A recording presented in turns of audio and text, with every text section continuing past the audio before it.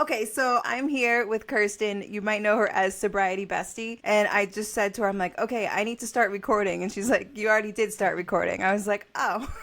So I guess I don't really need an official intro. But today we are here with Kirsten, Sobriety Bestie. I don't remember exactly. Like, I think one of your, I don't know if it was first a comment came across or if I saw one of your videos first. But obviously we talk about the same stuff, and it's pretty cool because I have seen a big shift over the past several years where more and more people are talking about it. But I've also noticed that there is a trend where people do talk a little bit about 12-step, but they don't necessarily have like a deep experience in it. But you'll see sometimes like on social media where people talk about it because the hate comments that they get, guess where they're coming from? They're coming from 12-steppers. So even people who aren't in the program and weren't really ever in the program, if they're, sharing about being on Suboxone or methadone or smoking weed or, drinking occasionally, there comes the 12-steppers in the comments. So then they're getting that experience from the 12-steppers without even being in there. So then you have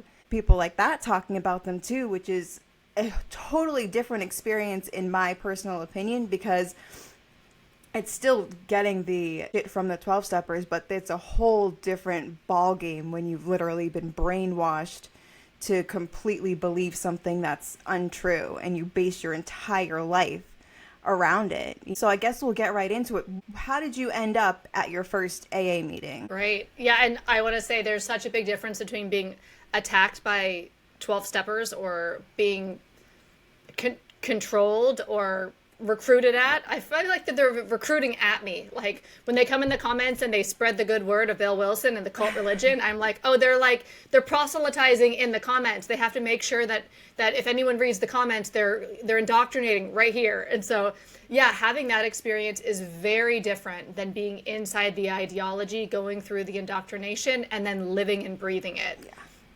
So, yeah, and ever since I started speaking about it online, now I'm having that other experience where from the outside, I'm receiving it. And that's a whole new, like, whoa, what is this? So my first ever AA meeting, before I ever went to AA, like in the doors of my first meeting, I knew it was a cult religion. I was very clear on that. It's a cult religion. I'm not interested. And I went to a non-12-step rehab on purpose that was more expensive. I called like 2 rehabs, and literally one was a lot more expensive, but the first one was like, we're going to give you a big book, toss it in your cell basically, and you're going to go to meetings. And I was like, screw that. Yeah. I'm not going to a cult religion. I just want the consequences of my drinking to stop. I just want to not die. Right. Is really, like, if we're going to be honest, I wanted to live. Right. I wasn't choosing sobriety even. I was choosing to live. And so I went to a non-12-step rehab. When I got there, everybody there was there because they hated AA. They had already been, it failed them in their minds. And so they went to a non-12-step rehab. They had known about recovery. They'd already been indoctrinated into like recovery for a while. I didn't know anything about this. I went straight from like bad drinking, like drinking that almost killed me, to my first ever experience of recovery was the first time I went to rehab. I didn't know about all the language, all the rules. So everybody at my rehab did know about that. They had a bad experience. And so they were very anti-AA there. They hated it. So I was like, yeah, I don't want to go to a cult religion either. They're like, yeah, it's a cult religion. I'm like, great, we're on the same page. Then this guy came. He was actually on the show Intervention. This was 2009. So he was being filmed on the show Intervention. We got kicked out for the day. And when we got let back into the rehab, I was like, I knew him. He was a hip hop artist and I liked his music. I was like, oh my God, you're at the rehab. What the hell? And so I liked him. I liked his song, and I had seen him on the Video Music Awards. And we were all chain smokers at that time. Like, I haven't smoked in 15 years, but back then we would just go out early in the morning and we just get real with each other. And he was about AA. He was, and so he's like, I'm going to go. So he went, and so it was my very last Tuesday in rehab, because we had an optional AA meeting once a week. I got in the druggy buggy in the rehab van and went with him down to, it was in Malibu. It was a sober living home right on the water, and it was really big. And we walked in the door to AA. I literally went, I didn't want what, at AA they say, like, if you want what they have, if you want what we have. I didn't want what they had. I wanted what he had. In my mind, I was like, a little bit starstruck, and I'm like, well, if he's really cool, obviously, and if he's going to AA, like, I should give it a shot. So I kind of got like in that way. And I remember walking through the door And what I said in my head as I walked through the door is, they're not going to make me say alcoholic. It's bullshit. It's not true. I'm not going to say it. And even in rehab, when we went around a circle in group therapy and introduced ourselves, everyone's like, I'm Frank, I'm alcoholic or crack or this or whatever, people were doing that brought them to rehab. And I always said, I'm Kirsten, I have anxiety. The label alcoholic was bullshit. I thought the idea of AA was crap. Am I allowed to swear? Yeah, of course. And so then we sit in the very front of the meeting. It's super packed. There was a couch up front, and they say, is it anybody's first meeting? I raised my hand. Shouldn't have done that. And so then when they went around the room, it became a humiliation ritual where they started with me because it was my first meeting. They gave me a keychain that had the Serenity Prayer on it. And so they knew they had a recruitment opportunity here. So they're like, okay, you go first. And so I said, hey, I'm Kirsten. And I'm not dumb. Obviously, I knew what they were waiting for. I was already indoctrinated through Hollywood and media and all the celebrities who come out and say it, and all the movie shows and TV shows I've seen where I know when they're in a circle in a church basement and they say, my name is Kirsten, I'm an alcoholic. We all know that. The indoctrination started way before I ever got into the room that night. And so, which I think is actually a huge problem. Absolutely. I didn't say it. Hip hop is like elbowing me. He's like, alcoholic, alcoholic. And I'm like, you're not cool anymore, dude. You're not cool anymore. Screw you and your music. Like, no. Yeah. So hip hop's trying to do it. But even him, I'm like, no, you can be whatever you want. I am not an alcoholic. Don't make me do it. But, at that point in my life, I was in rehab. I did rehab for 30 days. So I was less than 30 days sober. I was about 10 days off benzos. They kept me on benzos the first 10 days of rehab. I'd been on them for like 2 or 3 years. They kept me on the benzos the first 10 days of rehab because they said that was my detox from alcohol.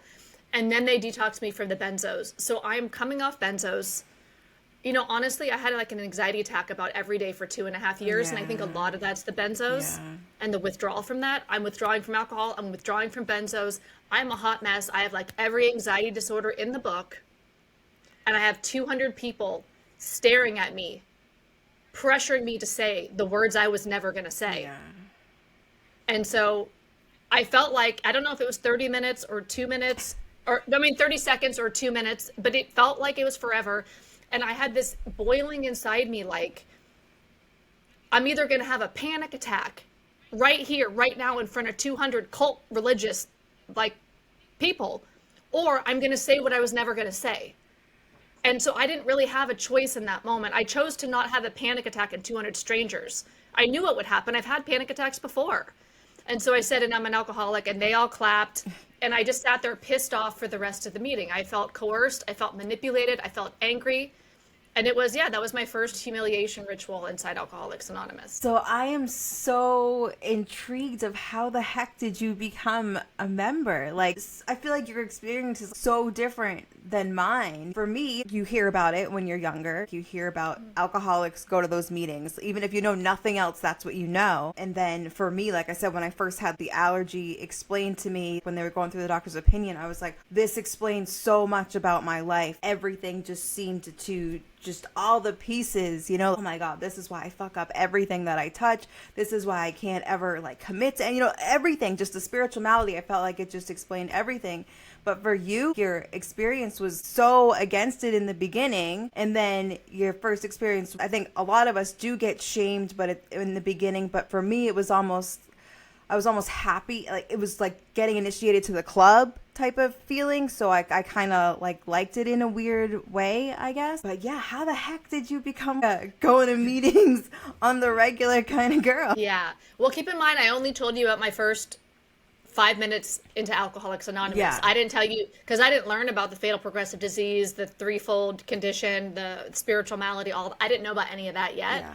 So I only knew that I didn't feel like I was an alcoholic and that I didn't want to be forced to say things that I didn't want to betray myself, and I didn't want to be forced to betray myself or highly pressured, coercively controlled. What happened was I did relate to what somebody in the meeting said that night, and I decided I'd go to one more meeting. So I got out of rehab 2 days later, and I was terrified. I didn't know how I was going to fly home for rehab. I don't fly sober. I don't wake up and breathe sober. I don't know how to do life without drinking. Everything I do, I go to the laundromat, I drink. Whatever I did, I drank. So I was like, how am I even going to fly home? So I got home on Thursday, 2 days after that first AA meeting. And 2 hours later, I saw that there was an AA meeting in my neighborhood. in San Francisco. So I decided to go. I was like, you know what? I should give it one more shot just in case. I am totally freaked out and I don't know what to do with myself. And so I went to one more meeting that night, and then boom, what is like an analogy for that? When something flies down, like hawks, like prey, like everyone just like came down and like attacked me, like with, here's your book. I circled all the meetings. Here's a pamphlet. I circled all the meetings that I like to go to. Here's my phone number. I bought you a book. I'm your sponsor. Like it just all happened, the love bombing. Yeah. I know now is love bombing. And I'd been like, literally, I was almost dead 30 days earlier. So it was nice to have people be kind to me. So the love bombing sucked me in. And then what happened, maybe it's similar to what you're expressing. At 90 days sober, this guy got up and shared. And he was more than twice my age, opposite sexual orientation, opposite gender, opposite race or ethnicity. Like everything on the outside was like, look, you would never guess that we had like the same thing going on the inside, basically. And he got up and he shared a story. And I was like, oh my God, like this is my story. But he didn't talk about his actual life. He talked about his thoughts and his feelings and his internal world, how he processed the world. And then he said at the end of it all, and that's all alcoholism. So I thought, oh, if that, how he thinks, how he feels, how he processes, how he perceives, how he senses the world is alcoholism, well, I'm sure as shit that, because he just described me better than I could even describe myself. And now, so that was in 2009. I left AA in 2020. 2021, 1 year after I left AA, at 11 years sober, is when I found out that I'm autistic. Last summer, so not even 1 year ago, I got diagnosed ADHD. So 4 years after leaving AA, 4.5 years later, I find out I'm ADHD. So what I think happened with that guy who looked nothing like me on the outside, I think he was autistic and ADHD. And he was describing his neurodivergence, but he branded it as alcohol, or mislabeled it as alcoholism, because he was also misguided. So it's not exactly gaslighting, because we don't know we're doing it. The intention is like not malicious.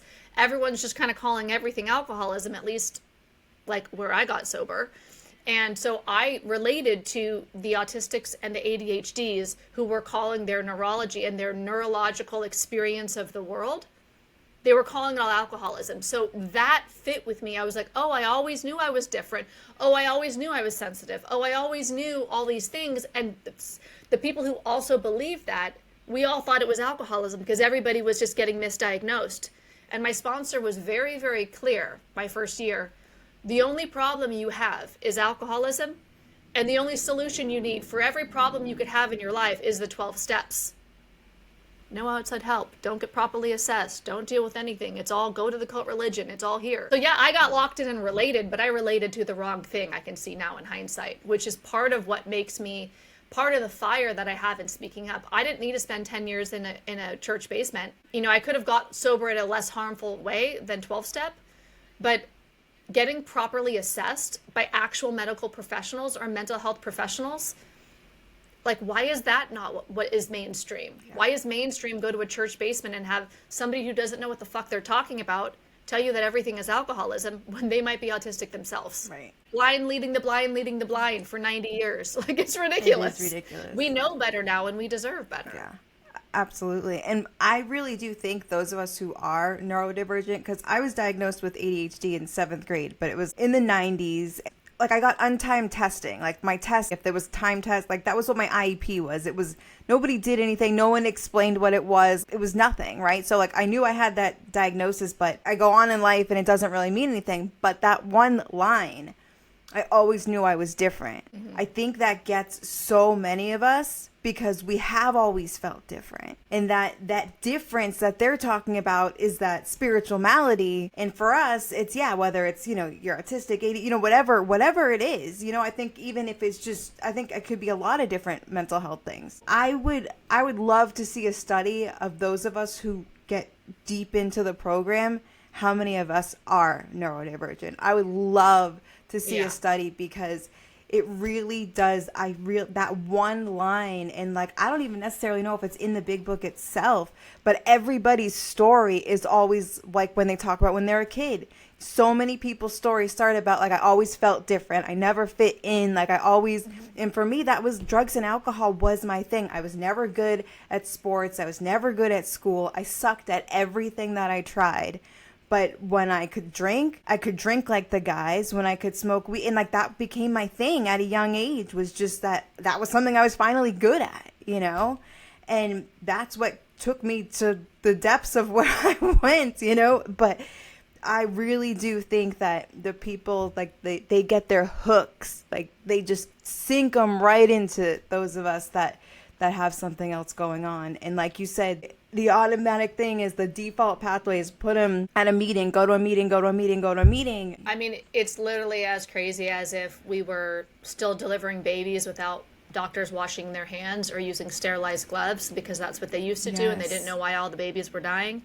And we know better now, so we do better now. In 1934, when Bill Wilson got sober and was, you know, doing the belladonna thing and the cult religion thing with the Oxford group, we didn't know what we know now. Right. It's ridiculous to ignore the past 90 years of understanding of how the brain is so complex. We still don't know. Right. We still barely know anything, you know. But to not use what we know now about unresolved trauma, childhood adversities, like all of it, mental health, neurodivergence. Well, there's so many, you probably get this too. I get a lot of people who have found out after they left AA that they had bipolar type 2. And when they got properly medicated, it's like their entire life just dramatically improved.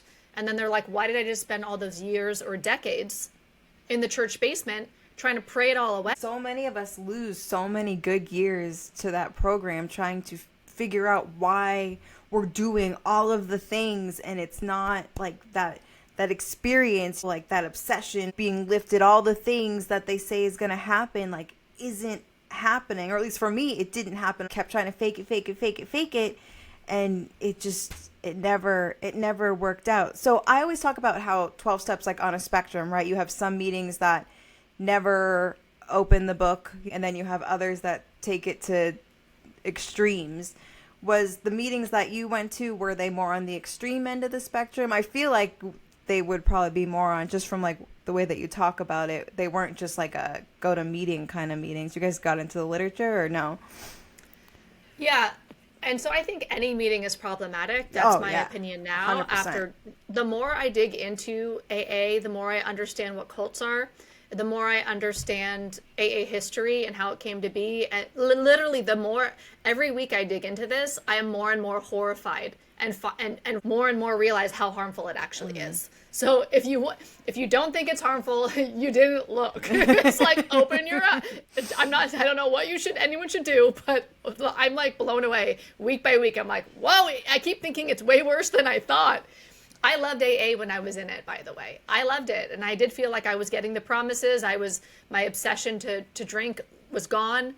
Like from the minute I got sober, my obsession to drink was gone. So before I even got to AA, it was like I had a moment where I looked in my eyes in the mirror and I knew I was going to die. And that was my spiritual awakening. And I was like, if I don't get sober, I'm literally not going to make it. And so I was terrified. And you'll probably get this. So what did I do? Of course I drank after that, because of course I drank. But I stopped looking in mirrors, you know, because I was like, the mirrors are scary because I know I'm dying. I fuck mirrors. So I give up mirrors. I'm not giving up alcohol. And then a week later is when I got sober. But as far as on the cult scale, like how culty was the meetings I went to, or the spectrum. So San Francisco AA, I didn't know it at the time, but I've heard, and my experience would kind of say, yeah, it is super, super culty, especially the area of San Francisco that I was doing AA in. It was super culty from my own experience, because I moved at 4.5 years sober. I moved to Bali, Indonesia. Oh, wow. And so the Bali AA was very different than San Francisco AA, and I really struggled with that because it was so relaxed. I felt like everybody was going to die. And I was like the culty one at that point. And I was the one that was like, why don't we have traditions on the wall? Like, you guys, traditions, this is a closed meeting. Why is this person coming in here and talking about their drug the entire time? There's 5 of us. it's an AA meeting and it's closed, means we have to talk about alcohol. So I was the one that was like, now I understand that part of why I struggled so much in AA was because I have literal thinking. Now that I understand autism and I have the lens of autism and ADHD to understand myself, I'm like, oh, this is why it clicks so deep. I thought it was all true. I really believed it. I was naive and I believed it. And I thought that if we do AA light, people are going to die.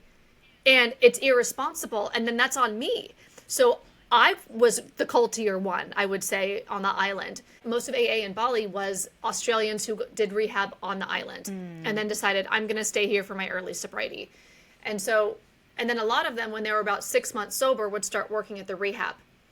And so then the new ones come and they get training by a 6-month sober person who has no mental health training, no background, no nothing. They just went to meetings for 6 months. Maybe are sober, maybe not, who knows. And then the new one who comes, who learned what sobriety is by the 6-month sober guy, then the next one, then the next one. So it's kind of like if you had a 10-year-old had a kid, and then that kid had a kid at 10, you have it's this generation all the way back of people who don't know no training at all, who were just, so I really always felt that it was really weak because it was low on the spectrum, as you call it. And that really, I guess, burdened me. I had this hyper responsibility. I know is something that I could have worked through, but because I believed it all, because I was fully indoctrinated. I was a true believer. I went to Bill's house, with the tavern. He was born upstairs from his grandmother's tavern. I went to his grave and cried at his grave. I went to Dr. Bob's house, Dr. Bob's grave. I was fully in. I went to Icky Paw, Wacky Paw, all the things, Akron, Ohio. Yeah, no. I mean, that's the thing. Even though it wasn't working for me, I thought it was because I was fucked up. There was just something really wrong with me, but I 100% believed it worked for everybody else. I just couldn't figure out why it wasn't working for me, but I 100% believed in it. And the same thing with the group of people that I was with when I went to a 12-step rehab, the kind that you work the steps really fast, and you can be 30 days sober and sponsor people because you've gone through all your steps. And then they would have different sober living communities. So then you would go out and all the graduates would be there, and some people would stay and get apartments after they got out of sober living. So these meetings were it was very cults within a cult. On Unconquered Healing, he was a part of that cult as well. We just weren't in it at the same time, but he went through that. We would see meetings and we would say that we're going to go drop these spiritual bombs and try to make these meetings well because, they didn't have the message. We came to bring the message and they were talking about the mess and, and you really think that you're doing this and talk about ego, what the hell? Who are you to come into these people's meetings? And that's rehab would do that. It would they would send you out and to make these meetings more culty and make it a better. And at the same time, you're also attracting recruits for the rehab, right? Because they want to be in, especially young people, AA and all that kind of stuff. You want to be part of the cool sober kids. So then it gets people to go back to the rehab. And it's honestly it's so incestuous too. It was just, but 100% when you believe it and then you see people not doing it the way that it's about the book, you guys, the message is right here, and you think that these people they're gonna die because they're not doing the real work. The ideology was in my nervous system, so I felt that at a survival level, my own survival depended upon doing the program, but so did theirs. Right. So I was in a survival mode.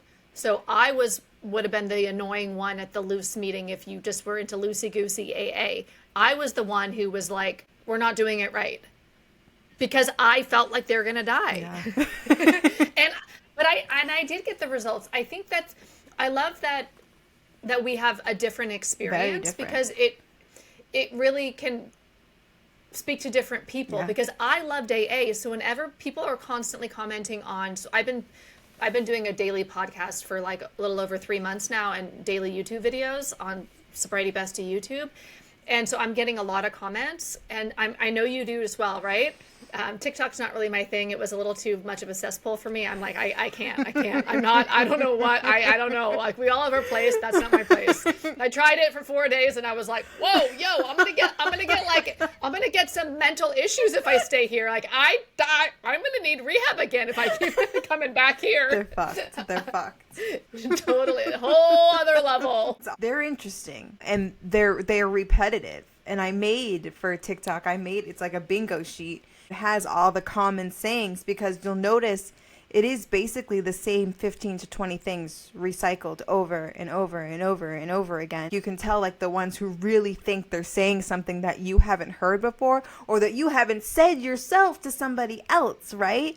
Because even though I wasn't getting it, like I did still love the program and thought that like that's what I was gonna have to figure it out because that was the only way I could live my life. Like I have to figure this the fuck out because if I don't, I'm gonna die. So I'm struggling, just going through the motions, but I would recommend that program to everybody. That's what I always say now is that sometimes I wish I was still in that bubble because before I would say, as you know, someone asks for help, quit, go to a meeting, go to detox, go to a meeting, go to detox, go to a meeting. I would say that to anybody, no matter what, didn't know their background, didn't know that, you know, it was just, if you have a problem, you go to detox and you go to a meeting, you know, or if you can go to inpatient rehab, go, but if you can't, go to a meeting, get to a meeting. And now I can't recommend what somebody do because I don't know what you need to do because everybody's so different. Like maybe you need intense trauma therapy. Maybe you just need to go to regular therapy. Maybe you don't need any therapy. Maybe you just need to smoke a joint. I don't know. Like everybody's so different. So I want to get to the part where you're leaving. Was it gradual? Did you start to like kind of start to have a shift? This isn't for me, or was it like just all of a sudden something happened and you were like,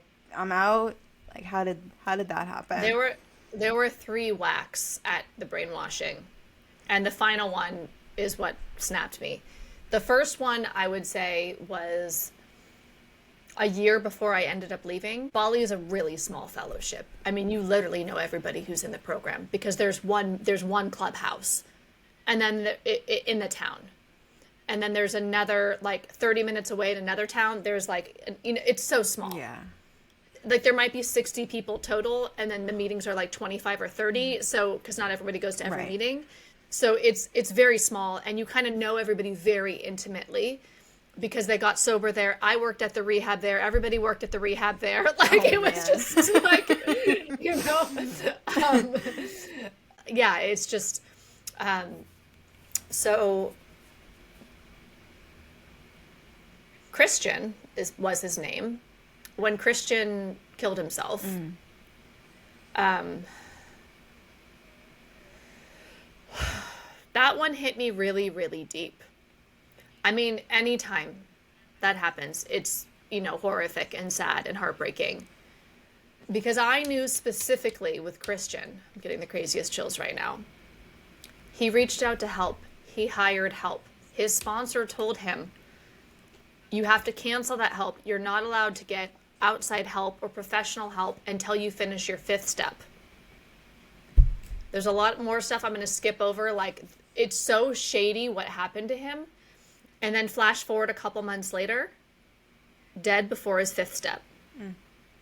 You know, and so I feel like, who the fuck are you to tell somebody who needs help, admitted they need help, went to get the help, hired help, and then you, random person from the Bali Beach Shack, whatever, AA, tell them to cancel their help when you're not even qualified to help them, and now they're dead. Their 3 kids don't have a dad anymore, and who's responsible for that? And I just was so, like, livid, like, for 3 days, I couldn't sleep, and I was just so physically disturbed. And how I left that emotion, I just felt like it wasn't right. Like, we failed him, you know, and then we all went to the beach and had a ceremony for him. And it just like, I'm looking around and I'm like, what the heck is this?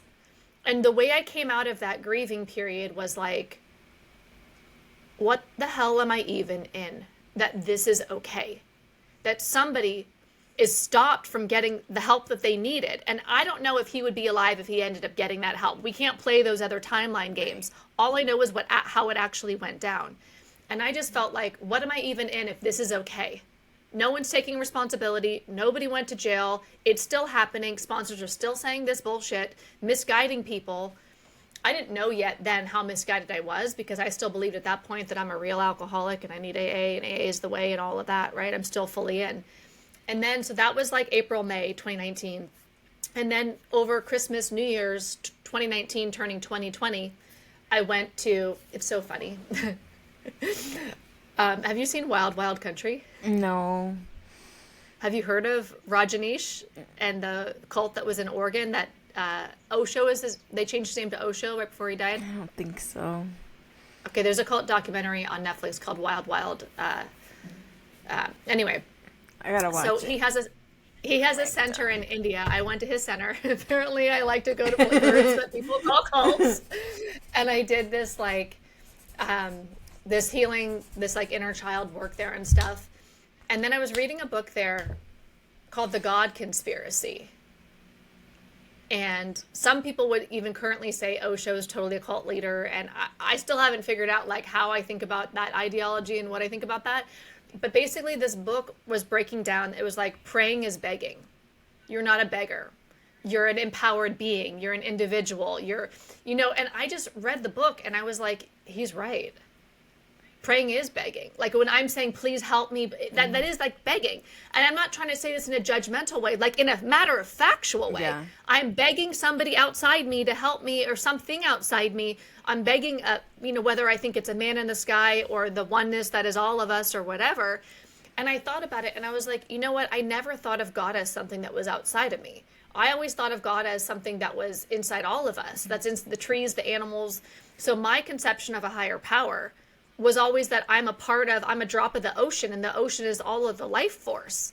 So how am I praying to something outside of me? The prayer should be all inclusive. It should be like, thank you that I am the miracle, not praying for a miracle, knowing that I am a miracle. The fact that I have life is the miracle. So it really like mind fucked me on the higher power thing. And I was like, well, if this is true, if I really honor the way that I've always thought about higher power, then AA is BS, because it wouldn't work the way that I've been thinking about it in AA. I'm like writing letters to God. I'm praying to God. I'm doing all this stuff, but the way I really think it, so the cognitive dissonance was growing and I was like, I don't know how to like resolve this. But if I'm evolving in my conception of a higher power and my spirituality, I just evolved out of AA, but I wasn't quite ready to leave. And then the pandemic happened and I'd been in Bali at that point, so 2020, I moved there 2014. So I'd been pouring into the fellowship for 6 years. I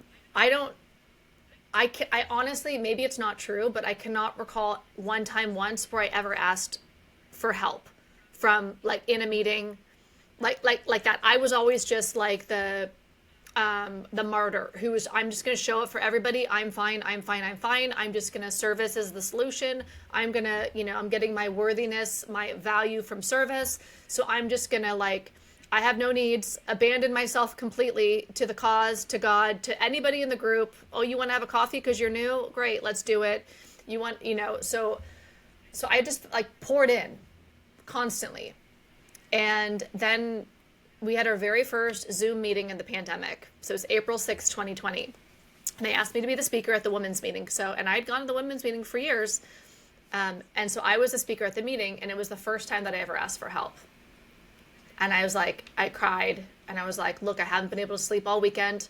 I feel like the airport's about to close in 2 or 3 days. I don't know if I'm leaving the island for the pandemic. It's about to shut down. I'm scared. I don't know. There's not really hospitals here. We don't have oxygen here. If it gets really bad here, I'm screwed. I'm a foreigner. What if they don't want to help foreigners? I would understand. All these fears, right? And I was like, I haven't slept all weekend. And my fear was that somebody was going to jump my fence and come in and slit my throat and maybe also sexually assault me. And that's kind of what my nervous system was making up. Yeah. Because it was hitting on my sexual trauma terror. And I was like, oh, for sure, I'm going to get... This is nothing about anybody who lived there. It was more about the trauma inside me that was being activated through the idea of the island being closed and I can't fly anywhere and it might not be safe here. And so I just was honest, and nobody after me in the meeting said anything about anything that I said. I know cross-talking, but at women's meeting, people always say I feel the same. There's empathy usually. Nobody called me after, nobody texted me after. And I just thought about it. I was like, what? Again, it was the same thing with when Kirsten died. I was like, what am I even in?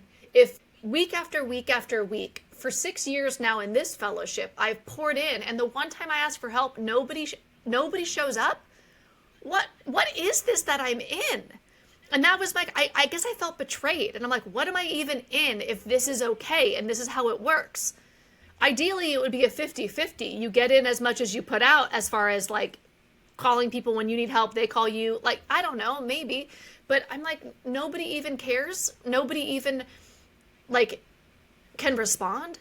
So I said, well, what am I even in? And that's when I went online, and I remembered when I was at Bill's house doing a tour that he was a salesman. Somebody there said there wasn't really 100 people in the beginning. There was only 82 people because he was a salesman and Bill always over-exaggerated. So that memory popped into my head. I bought a sales book, How to Write a Sales Letter, and I wrote AA, which I knew the whole program in and out. I wrote it as a sales letter, and when I wrote it down, and this was the day after that meeting when I felt betrayed, right? I wrote it all down, and I looked at it, and I was like, oh my God, it's not even true. Oh my God. And I just looked at it, I was like, I don't believe what you need to believe in order to make the entire ideology true. And it blew up in my head like Santa. Like the moment I knew Santa wasn't real, it was over. The moment I saw clear that AA is not true, in my opinion, I was like, oh shit. And I never went back. I was like, oh fuck, I'm done. Like it was like because it's BS. I'm not going to I'm allergic to BS. If I know it's BS, Yeah. I'm done. Yeah. If I don't know it's BS, fair enough, I'm BSing. Yeah. Once I realize the truth, I'm done. Yeah. So it was like That's crazy. So I guess your deprogramming journey, because like when I left, right, the last couple of times that I had gotten sober, I just didn't do the program anymore, right? And then I smoke a lot of weed, and I was always like, well, I can't identify in recovery and use cannabis. But then like I got introduced to the world of social media. I just didn't know. I didn't know there was like a literal community for every little thing, right? So I got introduced to like the cannabis community, and then the cannabis community was kind of what made me realize that like, oh, like, no, you are in recovery. Like you know, like your life is totally different. So I was like, okay, like, you know, cannabis and recovery kind of advocate, but still saying, you know, disease, this is a disease, like still saying all the stuff. Like, oh my God, if I was to go back to the beginning of my content, I would probably throw up. You know, like I gotta scrub it from the internet somehow. And then I learned, you know, there's other people who were further along. I learned from other people, started reading, and I was like, this isn't like I had a bad experience. Most of us, like I thought I was part of this small group of people, you know, that I was going to reach this small group of people, but then it's most of us. And then you just learn about like the disease model is a model. And then like, you know, it's just like I went down this whole and that's what gave me my voice, because I was like, it's not just my experience, it's the truth. I'm not saying like, oh, like this is how I feel, this is my experience. Like I can say like, go research it and look it up. And you know, like you don't have to. I know you're not going to, because I have people tell me all the time, you can keep your research. I don't need research. I lived it. It's like, you know, just they can only see their experience. But so for you, knowing that it was when you left, like you already knew it was bullshit. But I'm sure there's still deprogramming that happens. Like, oh. Yeah. So what's that been like? Well, the first 6 months, so I called the therapist that I knew from Osho. She's a therapist at Osho, which some people say that that's a cult. So I called a therapist from a place that some would say is a cult. I really like her. I've worked with her several times. I've done like a really long inner child thing with her in 2015 and again in 2020. So I already had worked with her. She had always already supported me. So I called her up and hired her, and we did like weekly therapy together. I was afraid to tell my sponsees that I left AA because it was April 6th, 2020 that I left. That's like, you know, very early days pandemic. And so I still supported them for like 3 months and didn't tell them at the beginning. Wow. And I just didn't talk about the big book, but I still got on the phone because they were freaked out. Yeah. And like everybody was. Yeah. At the beginning, it was really scary when everything's shutting down. Totally. Like, I think most of us were pretty scared properly. And so I was afraid to tell anybody. Although I justified it, I didn't want to drop them. I wanted to support them still. And in my business, I've been coaching. Like I got certified as a coach in 2012. Like I did a whole year-long program. So I already know professionally, I already know how to support people, how to work with their emotions, how to guide them. Like that's like what I do for work. Yeah. So I was supporting them, but without preaching the book. I don't know if they noticed, but I was just like, didn't tell them all the baloney. I was like, but I'll still show up, and then I'll tell them later. I'll break it to them when they're a little more stable. Yeah. When the world is more stable. Yeah, we're all going to make it. I know. I'm like, I can't tell them now. This is like, oh, and by the way, you're in a cult. I'm out. Yeah. Like, yeah, not the time. so I had the therapist. So for me, it was very, very difficult. It was very isolating and lonely and brutal because nobody knew besides my therapist that I left.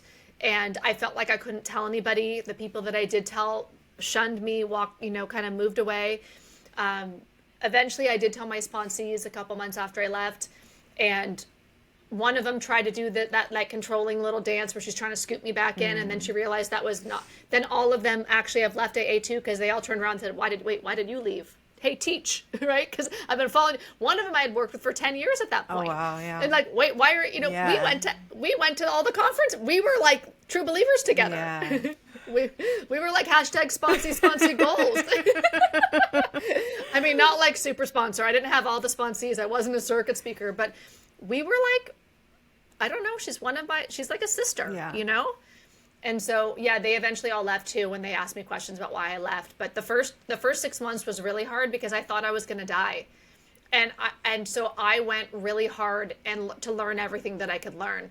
And I took, whether it's monotropic thinking from autism, which some people say special interest, I don't like that term, or hyperfocus from ADHD. I have an ability to pay attention to one thing if I'm interested for like a long time. Yeah. Like forget to go to the bathroom, forget to eat, forget to sleep. Well, not really forget to sleep, but like I can just if I'm interested, I can stay on a topic for a long period of time. And so therapists are required, I believe, at least at the time, I think that was the case. They're required to do 30 hours of continuing education every 3 years. So there's all these continuing education courses for therapists. I'm not a therapist. And so, but I went onto their website, logged into their little portals. It was COVID. I had time on my hands, right? The island was closed. The beach was closed at first, which is dumb. Why do you close a beach? Anyway, I'm not dumb of Bali, but that was like globally. People were like closing things like parks. It's like, what the fuck? we need to be outside. Yeah.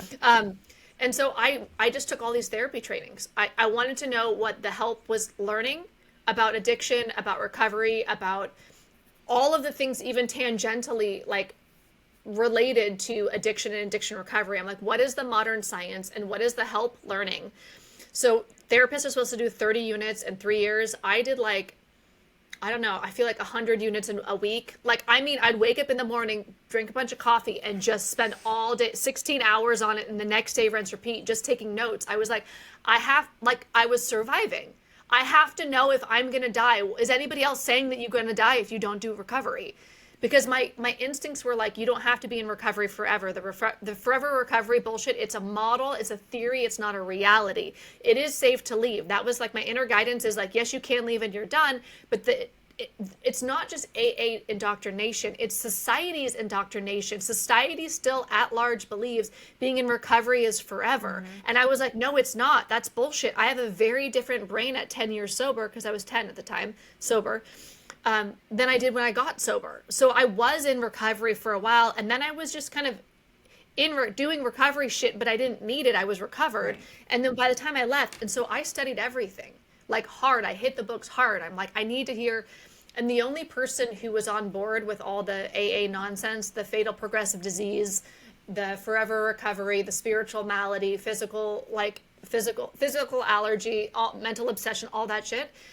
He was actually like decades into AA. He was a therapist, and I liked his course, but he was also told us in the course that he's an AA member. I was like, oh, okay, so I'm going to take this all with a grain of indoctrination salt. Like, and it's a bummer that you're teaching your ideology as if it's truth. I get it that you believe that, but that's the one thing that's so shocking about people who are possessed by ideologies. They literally cannot see past their ideology, that other people have other worldviews, and that they're thinking that opinions are facts, and that other people have maybe have things that are actually truth, that other opinions are out there. It's so weird. Yeah. So yeah, I studied a lot, and then I kind of forgot about it. Oh, there was another woman who was trying to leave AA. We were finding out that we were autistic at the same time. So we would just take our dogs to like the little coconut shack in Bali and just go to there like once a week and just spend like 4 hours, like talking about AA, unpacking it, talking about autism, talking about ADHD. I didn't know I was ADHD yet, but she thought she was. I thought I might be. And we were just unpacking everything together. But she was still in AA, so she was doing this, still getting benefits from it, but it was mind fucking her. She was struggling so hard. I felt like she would say, you're the only one who's not gaslighting me. Everybody in there, anything I say, because I'm like, it's autism. And they're like, no, that's your alcoholism. And so she was a lifesaver for, I think we were both were lifesavers because we were just telling each other what we thought was the truth and like listening to each other. And so it was so healing to have one other person. And then I kind of just forgot about it all, thought I had moved on with my life. And when I turned 5 years sober from AA, which was April 6, 2025, so just a couple of months ago. So on my 5 year sober date, this thing was burning in me for a while to speak about AA, to speak out about it.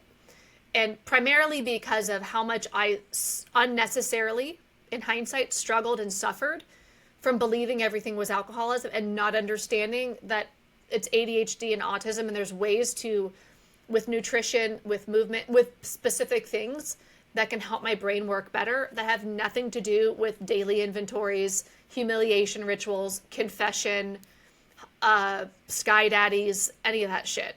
So, so I felt this burning desire, I guess, to speak about it, like compelled.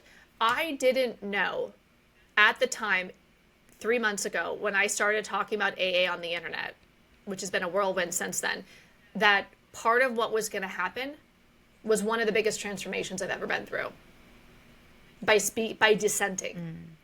I thought I was doing it for other people because I was so disturbed by the harm that's being caused and the injustice.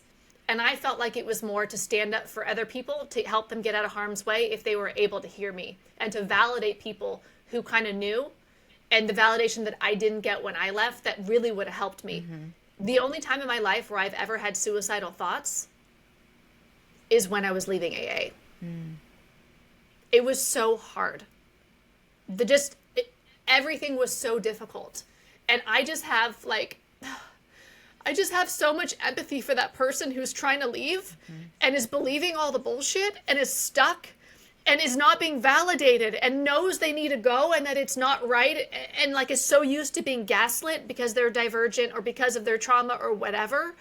And like, I just feel I have so much compassion for like that, being in that problem. Like they used to say in AA, like a head full of AA and a belly full of beer. It's like having a head full of AA, but knowing it's all, but having a gut full of this is fucking wrong. Right. Like that, breaks my heart.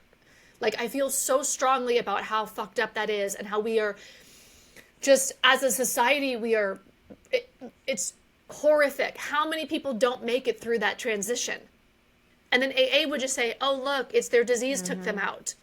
No, it's the cult religion that nobody will call a cult religion, and there is no process afterwards. People in the comments are like, how dare you speak about this? I'm like, bro, I don't expect you to see the problem, therefore see that it's worth solving because you're literally the one creating it. But I'm not blaming you. I'm just over here trying to help the people who might not make it out of leaving.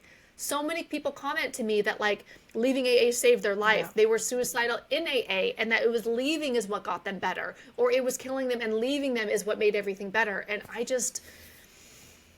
so I thought I was speaking about it to help like somebody in that situation, which is a huge part of my why. Yeah.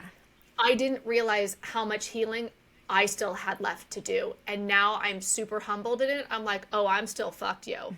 I got a lot of, because every week I'm digging in deep. Every week, maybe it's like every 2 weeks, I have another huge epiphany where I regain more of myself and I lose more of AA. And I just get more of my agency back, more of my critical thinking, more of my trusting myself, getting rid of the ideology. It's still in deep in me. And I left 5 years and 3 months ago at this point. It's bananas. It is. So now I'm like, oh, I'm in now. I am in. I know where I need to be. I know that the more that I do the work to speak about it and research to have things to say and new ideas and stuff, the more it's evolving me and healing me.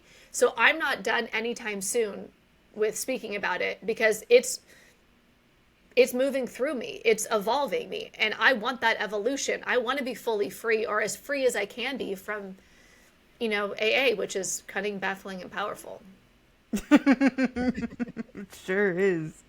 It sure is. Yeah, it's that feeling, like it's one of those things. It's just like, if you know, and that trapped feeling, like I don't believe in this anymore.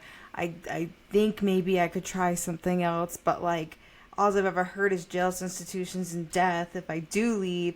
And then how do I know it's not my disease trying to convince me that I really, my disease is what's trying to get me out the door. It's not the problem isn't the program, it's my thinking. And like, how can I trust my own thinking? Because my own thinking wants me dead.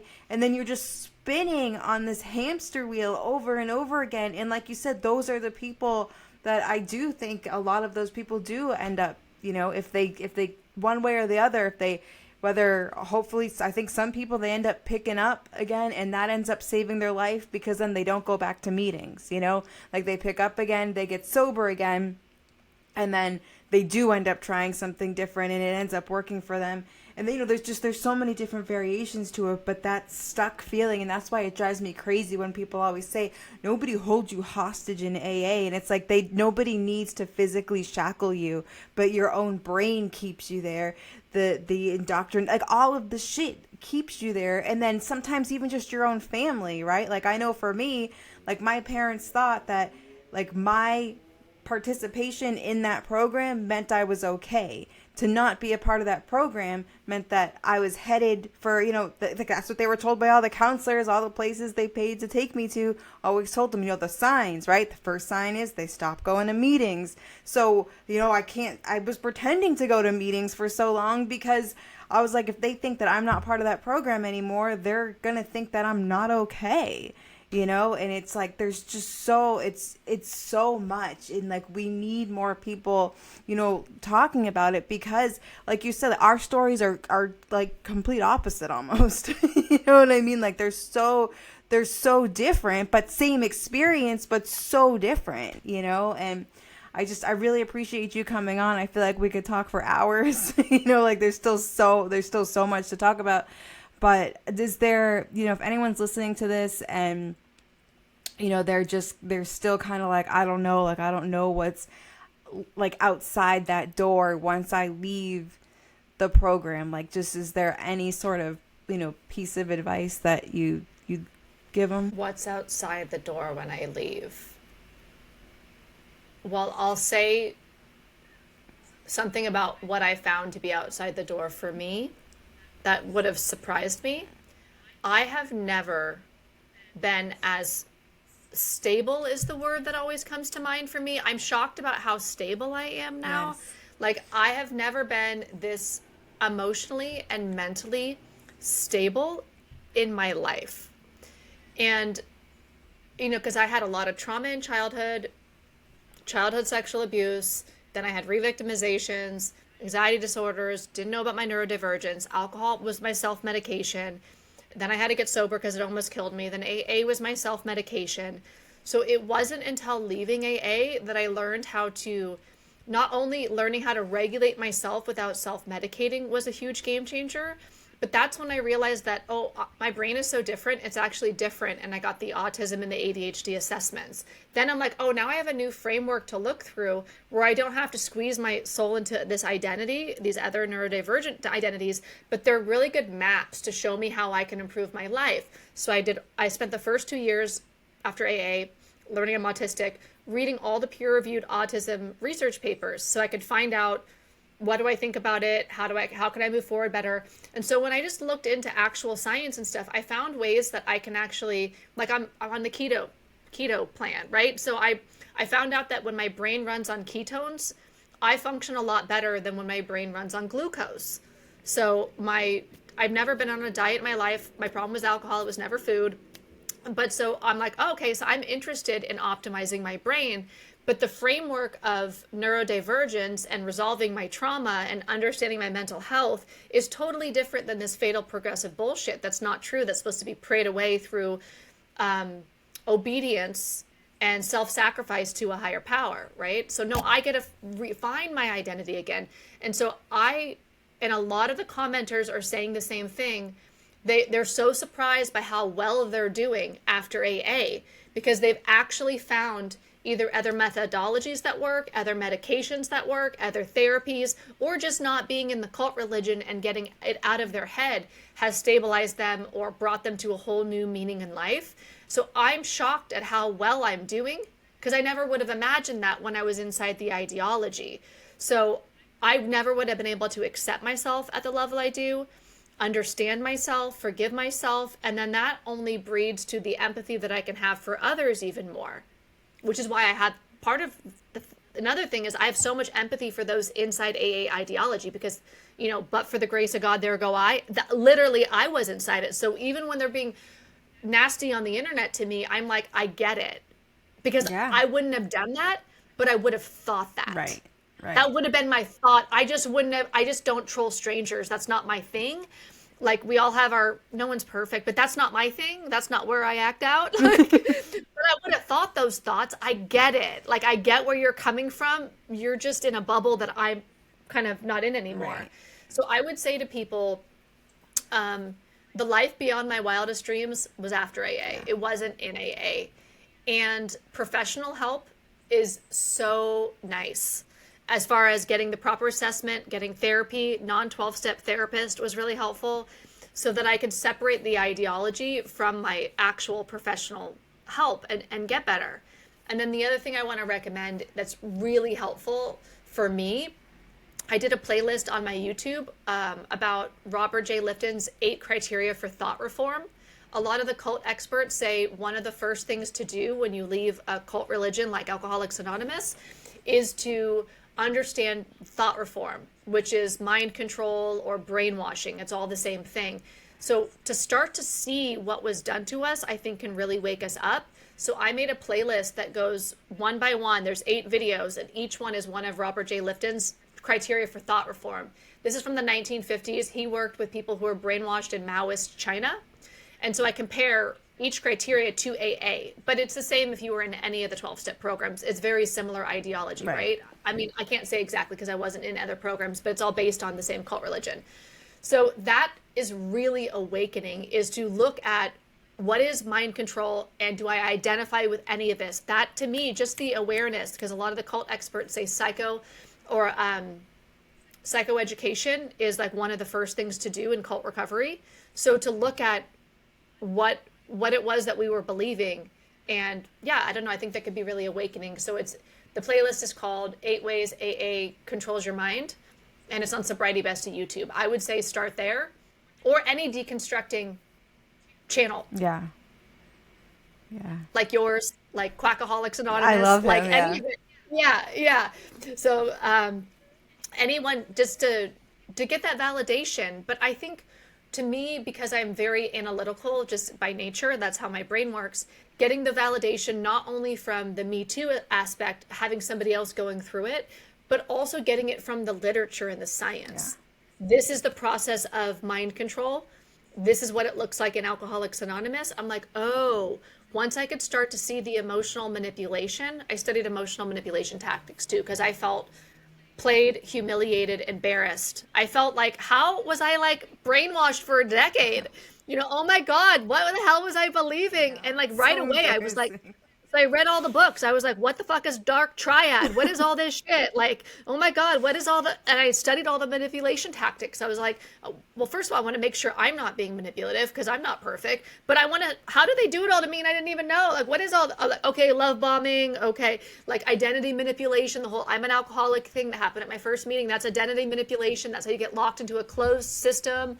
Then there's something called like a no true Scotsman fallacy, where the real alcoholic. So if you prove the system wrong, you were never real in the first place. Real alcoholic is not an actual thing. It's a manipulation tactic to lock you into the system, so that there is nobody that can prove the system wrong, because they locked it in with a manipulative strategy. So when I started seeing this, I was like, oh my God, it's like cookie cutter cult shit. So for me, the psychoeducation was huge. I've shared a lot of it on my YouTube channel. I know that hearing other people talk about their stories is helpful. So find people that you vibe with, and also don't trust any one person. Yeah. Not everything that I say is going to be true.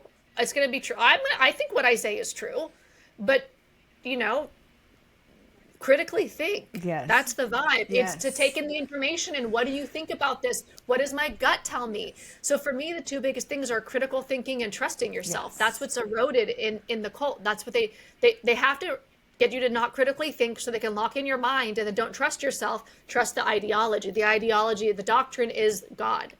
It's not in the book. The book is the God. So awakening critical thinking means literally anything that you watch, including me, be like, is that true for me? What do I think? What do the other people say? Yeah, no, totally. I always tell people, I say, do your own research. Don't take what I say or what anybody says. Like, I think that's one thing that we all leaving the program now, you know what I mean? It's like, do your own shit. Like, don't trust, like, don't, you know, like, think for yourself, because that, like, there's so much freedom, like the amount of freedom, the way that I can live my life just so free, and not, I feel like with 12-step, it put up, like, I was always in, like, defense. Like, I was always, like, waiting, you know, for the other shoe to fall, and for, you know, just always, like, trying to, like, protect myself from, you know, picking up. Like, I don't want, and now I just live, like, I don't worry about any of that, you know? And I feel like for a lot of us, 12-step is, like, this barrier between the help that we actually need. You know, like, we get so focused on this, and this is the solution, and this is what's going to fix us, that it prevents us from actually getting to, like, what our real issues are, you know, and it's just, it sucks. And if you're lucky enough to live through that, you know, like you said, get the professional help. We're so trained to think that professionals can't help us, right? Like, what is a professional gonna do for us? Only another addict or alcoholic can help us, you know? Like, there is a whole lot, and honestly, there's a whole lot you can do for yourself just from reading and looking, and like, it's crazy. It really is crazy what you can just heal within yourself just from getting knowledge outside of 12-step literature. You know, like, it's so empowering. And I feel like a lot of us who do leave, we end up getting into a lot, you know, reading. Like, for me, I ended up reading, like, a lot of harm reduction stuff and just seeing, like, another pathway. And like, I was like, holy shit, like, this makes so much more sense than what we're doing over here, you know? And like, just seeing all the science and stuff behind that. And it's just, there's so much outside of that world. Like, don't be afraid, because there's a whole wide world waiting for you to explore it and live it and know it, and you'll be fucking baffled. Totally. And if you feel like you want to stay, right, because we got to trust ourselves. Right. I don't know what anybody should do, but like, yeah. And if you're listening and you're like, I don't know if I should leave or not, maybe you're not ready to leave. Well, trust yourself. What feels right for you? Only like, we know what. I could have left way sooner, and if I knew now, if I could go put that into my 2009 head when I was getting sober, because I haven't had a drink since I went to rehab or AA. So I just had kind of like one go. I had 10 years of trying to not drink before I ever entered recovery. So I wasn't really relapsing because I didn't even have that language. I was just trying to not fuck up my life, you know? Like, I didn't have all the ideology around it. I was just trying to, like, any goal that I wanted to achieve, it's taken me many times to get that goal. So I didn't have the language of, if I'm not getting the goal, then I'm bad, I'm relapsed, day one, count over, the shame, all that crap. I was just trying to, like, not have all my consequences from drinking. But, yeah, so there's another, my brain's just like, but I'm so curious, when did you leave 12-step? How long have you been out? So I last went to a meeting, I think 2014. Wow, yeah. Long time. Yeah, is when I last went to, but I still had, it might have been 2015, 16, but I still had all of the stuff in my head. And then I like had, cause like I was a heroin addict. So I just used that old language. That's crazy. Because I usually say, like, I used to have substance use, but it's just easier sometimes to just say, like, your drug. So anyways, then when I got off of that, I had, like, a little thing with drinking for a while, but it was just, like, me, like, I was didn't have my early 20s because I was shooting dope all the time, you know? So it was like me just having that fun bar scene that I never got to have. And like, it was so fun. I was like, oh my God, like I don't even need heroin. You know, this is so wonderful. But I had because I did a whole lot of treatment. Like I was in and out of treatment all the time, like sober living, like it was just like revolving door constantly. So I had all of that in my head. My husband was in prison for a while. Then when he got out, like we had a short little run, but we were just like using a few times on the weekend, you know, and it just didn't feel the same. And he was on probation, and then his probation officer was like, if you get another, like he had 2 dirty UAs, his probation officer like, if you get another one, you're going to go back. And so we're just like, it's not even worth it. Like, it's like, we're either going to go balls to the wall like we did before and just go crazy and say, fuck everything, or we're going to just try to be normal people. And we're like normal people. Like, yeah, like I smoked my weed. The years went on, and then I got on social media. I just have learned and met people that were further along in the process than me. Yeah, it's been insane, you know, because like I said, even when I first started talking and speaking out about the program, I still believed in the program. It was just that you don't have to do the program. You know, it was like you can, you know, it's for a lot of people, but it doesn't have to be for everyone. And like, it's okay if you don't do the 12 steps, but I still very much believed that most people should, and like that's what most people do. And then when I like saw the data that most people recover without any treatment at all, I was like, what the hell? And then that was just what gave me like, I was like, all right, then I have no problem talking about this, because this is the truth. Like, this isn't me and my experience. This is the experience of majority of people, but so many people think it's the other way. Everybody, how many other people, I was talking to someone else about this that went to the same rehab as me. It's like, so if you were faking it and I was faking it, how many other people are faking it, like still staying and holding on because they think they have to, because they think their life depends on it. They're just going through the motions because they think their only other option is death. Like, what the hell? So that's why it's like, I'm so glad that, you know, you are speaking out and sharing your experience. Like, I'm less about replying to comments because people just get all culty on me, and I'm not trying to get into this I'm not trying to get emotionally dysregulated, but I'm like, oh, that's a good content piece. I'll go make a video actually how that's true, and then I'll just, here's the video. How about it? It's actually really smart, because I get so sucked into just going back and forth sometimes that I get way off course about what I actually want to talk about. I will just get so in this back and forth, like with certain people, that I've gotten so far away from like what I actually wanted to talk about, because I want to prove this 12-stepper wrong. And it is a little unhealthy. I screenshot them and I started a whole playlist called Culty Comments. It's hashtag Culty Comments. And I just screenshot the culty ones, and instead of replying to them directly, I say to my head, because I have the urge, but I don't want to do the action always, right? Sometimes I like will reply, but I try not to reply. Like 90% of the time I don't reply. Every once in a while I'm like, I'm going to get in here a little bit. But I say the same thing that I would say to like a dog. Leave it. You know, like you don't want the dog to, I say to myself, leave it. Because I know nothing good is going to come out of me commenting back to a culty commenter. But if I screenshot and make a video about it, because I guess it's different on TikTok. You can actually just reply in a video, right? But so if I'm going to screenshot it and then make a whole YouTube video about it, then I just unpack the dogma within it for the people who want to deconstruct. I deconstruct the comment so that we can all like get free together. And usually then there's the comments. This is another thing I'd recommend to somebody who's listening, who's leaving. Read the comments under dissenting, like, or deconstructing AA like stuff. Read the comments, and if they're mostly negative, steer clear. Like, maybe don't do that on TikTok, but on YouTube, read the comments, because on YouTube, I would say it's mostly, the majority of the comments are from people who are deconstructing AA, and you could learn a lot. I learn a lot from the comments and seeing everybody else's perspectives. But yeah, I tell myself, leave it.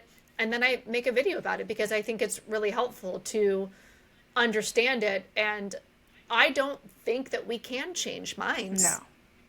I don't think we can. I think that nothing could have changed my mind when I was in AA. I needed to have like a psychic shift, a shift in my consciousness to crack the brainwashing. I don't think it's possible to just give information when people are trained to shun dissenting information and to view it neurologically as a threat and therefore attack. So it doesn't even come in to be processed as information. It's felt as a physical threat and an attack as a response, fight, flight, freeze, right? So the nervous system is just going into like, and it's not coming in. So yeah. Yeah, I always say, like, I'm not doing it for that person.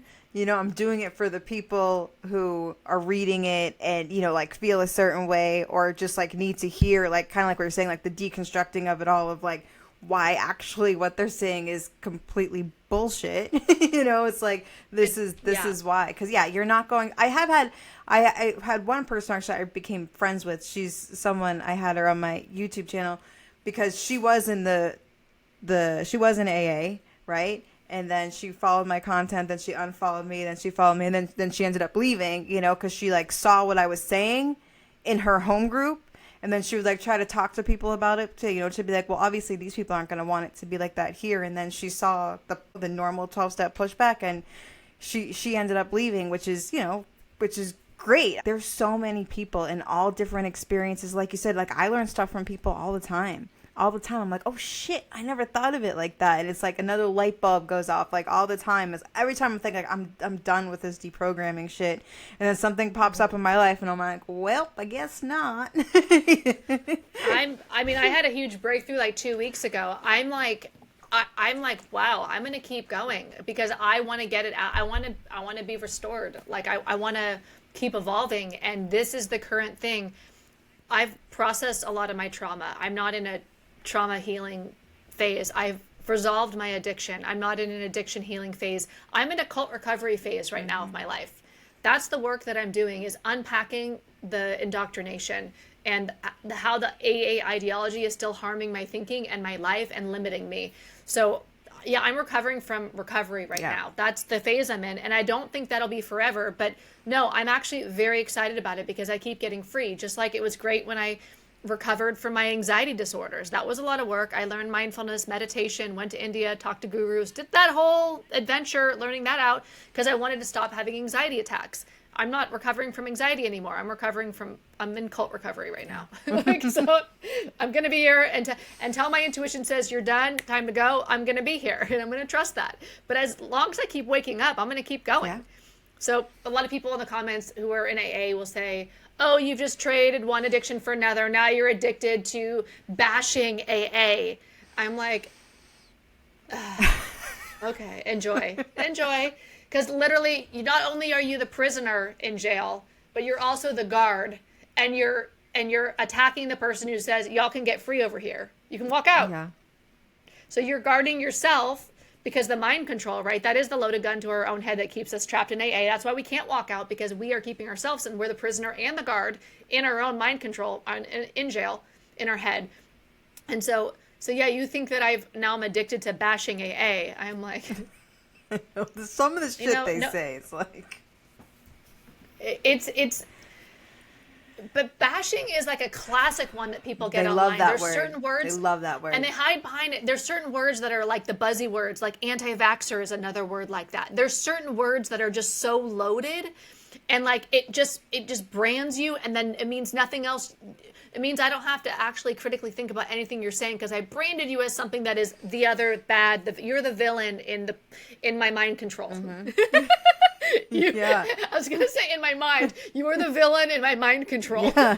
No, seriously, we do become the villain. Like all the stuff that we're saying, like some of them kind of just leave like the classic, like it works if you work it, you know, or just those things. But then some of them, like you can like they'll, especially now on TikTok, well, because on YouTube you could always leave long comments, but on TikTok it used to be really short, and now you can leave longer comments. And I've noticed since you can leave longer comments, they get into way more of a rage than I used to see on the shorter comments, you know, like they'll really, because they have the space to do it, and it's like you can tell when you hit a spot, you know. But I try to remember they are victims of this whole thing, you know, as hateful as they are, because they think that I'm going to kill people. They think that my message is killing people the same way that we used to think those AA light meetings were going to kill people. So in the end, like it's really fucking sad. Like as angry as it is, like it's sad. So, you know, it's just. How long have you been dissenting out loud? 5 years now. Yeah. I love that you're on TikTok, by the way, because I don't know if I have it in me. I love that there's coverage in all different areas. Like, like taking one for the team freedom. Yeah, you know, I think it's probably not healthy that I enjoy it, but I do. No, I love that. I love that we all have our vibe. We all have our story. Yeah. And those of us who actually, because it really is not for everybody. Right. Dissenting against a cult is not for everybody. It's not easy. Like, I'm sure you get daily the same things that I get daily. And it's not easy, and it really takes something deep within you to feel very strongly about it in order to withstand all that it costs. There are costs involved. Yeah. And I love that there's people on different channels who prefer different channels, who have different stories and can reach different people, because I feel very strongly about the core of what we're all saying. Same. Everyone who's dissenting against 12-step. I feel very strongly about that. And yeah, I there will be more and more of us. In 5 years, there'll be even more. Well, thank you so much for coming on. You know, maybe we'll chat again soon, because I feel like, you know, we could talk about this shit forever. But tell people where they can find you on social media. Yeah, well, if you're listening via podcast, come check out Sobriety Bestie podcast if you like audio. If you're watching on YouTube, come to Sobriety Bestie YouTube. That's the best place to find me.